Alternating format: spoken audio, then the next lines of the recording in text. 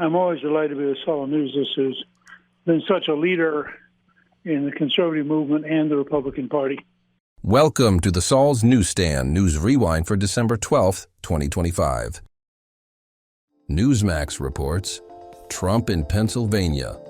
Dems broke economy, I'm fixing it. President Donald Trump hit the road Tuesday night to tout his economic successes during a rally in Pennsylvania, a battleground state that could prove key to Republicans holding the House in the 2026 midterm elections. But Democrats talking about affordability is like Bonnie and Clyde preaching about public safety.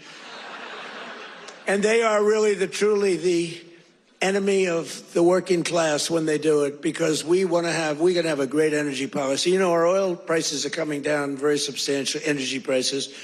And honestly, with that, everything comes down, because there's nothing nearly in the category of oil. You wouldn't even know what second is. There are seconds and thirds, but it's so far down the list we don't even talk about them. You get energy prices down, which we're doing.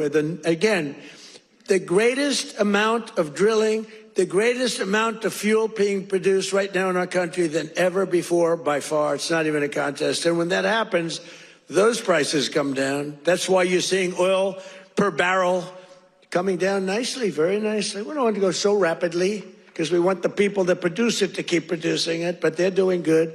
But it's amazing. But when energy comes down, your other prices come down too, all of your prices. And that's exactly, we inherited the highest prices ever, and we're bringing them down. The event was held at the Mount Airy Casino Resort in Mount Pocono, a working-class town in a northeastern Pennsylvania district that Trump won by 9 points in 2024. President Trump has faced criticism that he has taken his eye off the ball on the U.S. economy, with Democrats and mainstream media outlets warning of an affordability crisis as a central campaign issue heading into the midterms. Just the News reports, House Chairman says Tim Walz's political career over, threatens subpoena in Minnesota fraud probe.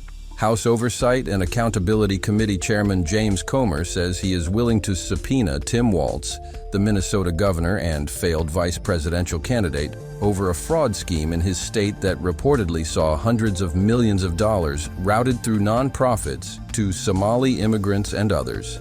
The massive fraud scheme, initiated largely by individuals of Somali descent, reportedly defrauded taxpayers of more than $1 billion through nonprofits like Feeding Our Future, which critics and prosecutors say falsely claimed to provide child nutrition, housing assistance, and autism therapy services to non-existent recipients during the COVID-19 pandemic. Republicans have long said that the Democrats' pet projects and social programs are rife with fraud. That suspicion was given credence earlier this year as the Department of Government Efficiency examined and subsequently canceled contracts under the United States Agency for International Development that were found to be providing a plethora of services and resources to foreign countries.